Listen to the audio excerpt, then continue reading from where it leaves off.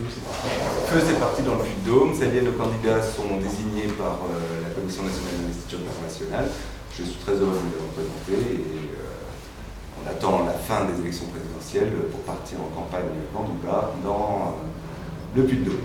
Voilà, parce qu'il y a d'abord quand même un préalable qui n'est pas petit.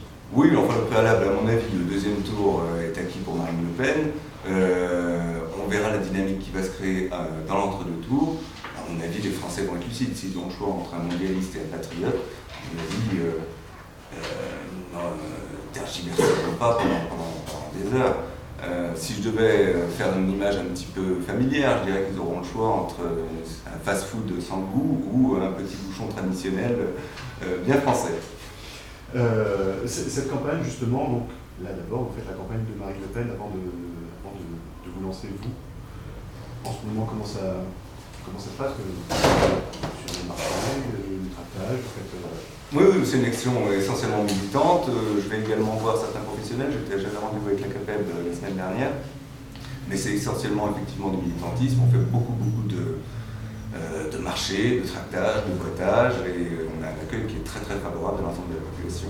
On a fait une grande manifestation à Jaude samedi dernier, on était très nombreux, on a tracté de manière forte et l'accueil était aussi assez positif. Est-ce que, justement, je mélange un peu les deux élections, est-ce que les gens vous parlent des législatives ou pas du tout? Pour l'instant, on est sur une timing présidentielle. Oui, tout à fait. Pour l'instant, les gens sont sur la présidentielle. Vous savez que la présidentielle va donner le là pour la législative, donc on va attendre de voir le résultat avant de faire des analyses plus profondes. Donc, si, comme vous le souhaitez, Marine Le Pen est élue, ça sera plus facile derrière. Et évidemment, vous l'avez bien compris. Justement, comment convaincre les Puy-de-Dômois de voter pour Marine Le Pen? J'évoquais tout à l'heure le sujet de la CETA, c'est un exemple parmi 100. La CETA va fermer. On a vu les députés de la deuxième circonscription aller manifester pour essayer de soutenir ces gens-là. On a vu Mme Pires-Beaune faire une proposition de loi pour essayer d'éviter cette fermeture. Évidemment, ça a échoué parce que nous sommes sous la coupelle de l'Union européenne et que nous ne pouvons pas, nous n'avons pas la supériorité de loi sur les directives européennes. Donc tout ça, c'est des coups d'épée dans l'eau, c'est une espèce d'hypocrisie générale qui fait que on est en contradiction complète entre ce que l'on propose sur le plan local et sur le plan européen. Il y a 5 circonscriptions dans le Puy-de-Dôme.